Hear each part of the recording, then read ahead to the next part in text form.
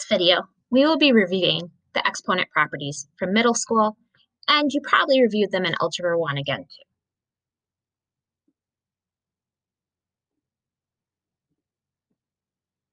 The product of powers property says, if you have two expressions with the same base, when multiplying, you add the exponents. If I expand out each of these expressions, you can see why this works more clearly. X to the third is x times x times x, and x to the fourth is x times x times x times x. So all together, you get x to the seventh. When you multiply 2 by -3, you get -6, x to the seventh, y to the eighth. The quotient of powers property says, if you have two expressions with the same base and you're dividing, you simply subtract the exponents. When I expand out the numerator and denominator, you see all these pairs.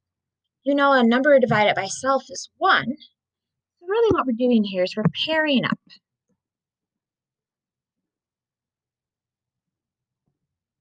Simplifying this gives me 4x to the fourth over 8y. But 4 over 8 is a half, so it's really x to the fourth over 2y. Power of a power property says, if you have an expression raised to a power, raised to another power, you can simply multiply the two powers. When I expand out this expression 3 times, because it's being raised to the third power, I can see that I have j times j times j, which is j to the third, and I also have k to the 18th. So my final answer is -125, j to the third, k to the 18th. The zero exponent property says anything raised to the power of 0 equals 1. But I often get asked the question, why? The explanation is easiest when you look at a table. You know that 3 to the first is 3, 3 squared is 9, 3 cubed is 27, and 3 to the fourth is 81. If you investigate this pattern, you'll be able to see that 81 divided by 3 is 27, 27 divided by 3 is 9, and 9 divided by 3 is 3. So let's keep it going.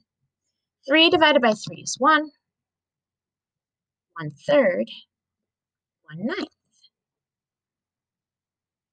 That's why anything raised to the power of 0 is 1, to continue our pattern in mathematics, because everything's based off patterns.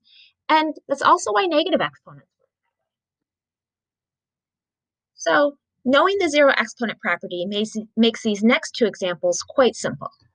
Example 4 is just 1, because an expression raised to the power of 0 is 1.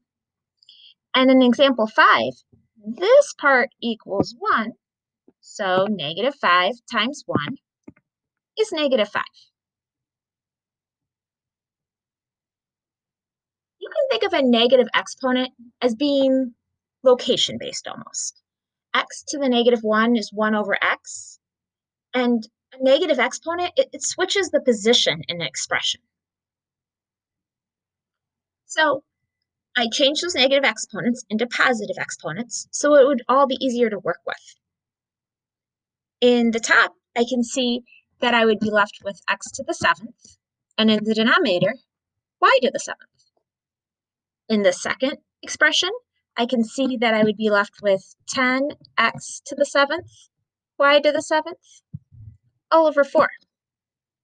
But I can reduce 10/4. I can reduce that to 5/2.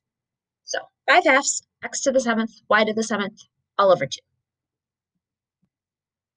This slide, you might want to pause and write some down, but this is all of the properties if there's no coefficients involved.